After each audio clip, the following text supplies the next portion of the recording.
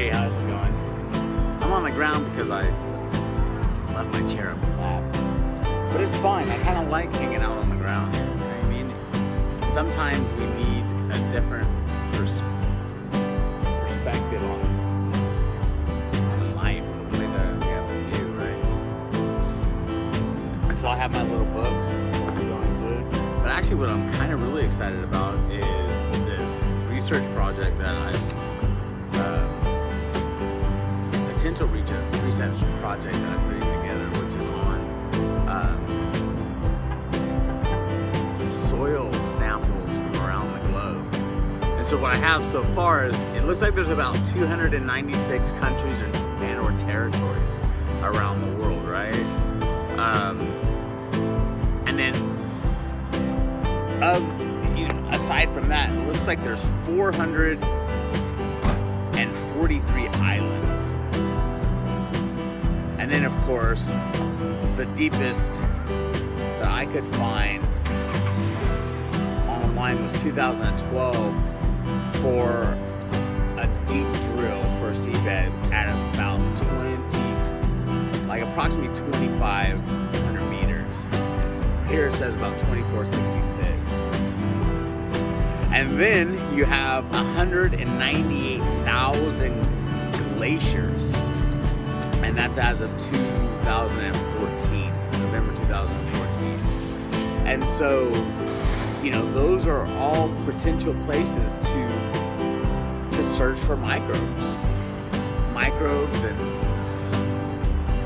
nature that can help us turn our carbon usage around.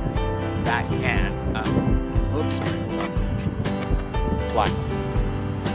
Wind, we gotta love it. All right, so anyways, I'm thinking, a lot of it will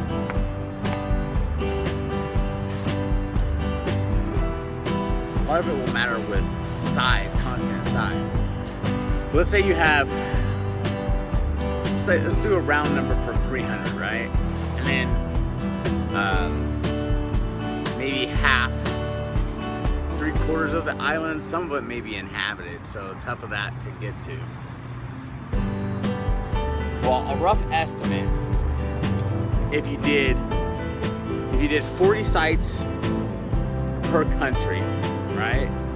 And then obviously of those 40 sites, half would be at low gradation, half would be at high gradations. High would be mountaintops, hills, and stuff like that. Lower would be like swamplands or those that hold higher moisture. And then specialty sites. And I thought that was probably a good thing to add, is a specialty site. So there will be certain interest sites. For example, if you were doing soil samples in the US and you picked a site like Yosemite, you may want to do more than just 40 sites out there because of the diversity of microbes you would find, from thermophiles all the way to just regular soil microbes. So now you take it one step further. It's not like just you're trying to look for microbes, but you're looking for microbes that help to make a better planet. And at the same time, you're able to test those microbes and see what can be grown in the lab, what can be cultured, and then test them at different degrees. It would almost be the same as testing them at different, what I call is like different planet extremes.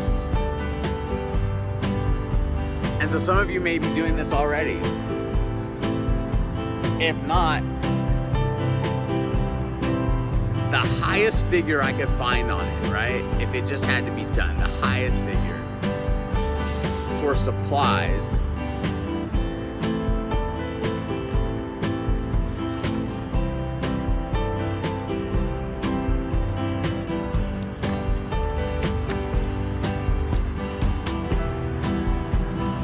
$632,000. So let's say $640,000 roughly. And that's all the columns. And then for freight, there's a lot of deals that can be done on that. So, you know, this is the top, the most expensive it would cost in order to do this. And so for freight, you add about $300,000, $336 for freight, right? Because you have to get all the columns there, you have to set all the columns up. Columns have to be harvested after, you know, certain months, and then they have to be analyzed, and the cultures have to be grown. So you have that, and then you have the plates that you have to do. And so that's going to run about anywhere from 96 to 100,000. So just with that, we're right at let's say just about 1.1 million. Now, if one scientist had to do it, you figure a month for setup, a month for soil harness, and then a couple months for incubation. Maybe a 3 months analysis. Then you have, you know, 1 month for any kind of isolations that you want to do for anything that seems potential benefit. So about 7 months. So you take 7 months, about 229 territories, the minimum there. That would take one scientist about 133 years. You know, I don't know. We don't live that long, so. But, I mean, you see there's an endpoint to it. It's doable, right? 2 scientists, 66 years. 3 scientists, 44 years. 4 scientists, 33 years. 5 scientists, 26 years. 10 scientists, 13 years. How about that?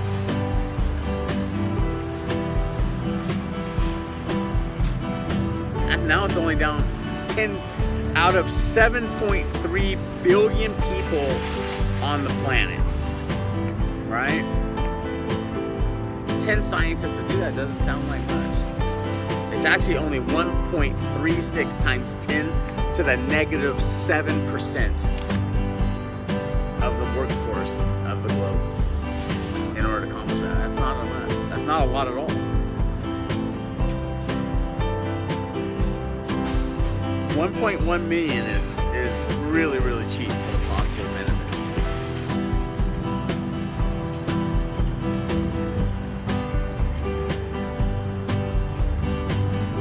What if you took it one step further? And this is just me. This is how I do it, right? What if it doesn't take 10 scientists? What if it only takes a team of 10 that can farm this out to classrooms around the world? So now you're working with different cultures, you're communicating, you're learning diversity around the world. Now whatever you're putting into it, I mean, it no longer seems like a job anymore, right? Now it just seems like an adventure, a quest. That is part of the passion that people have in science. That's the passion I have.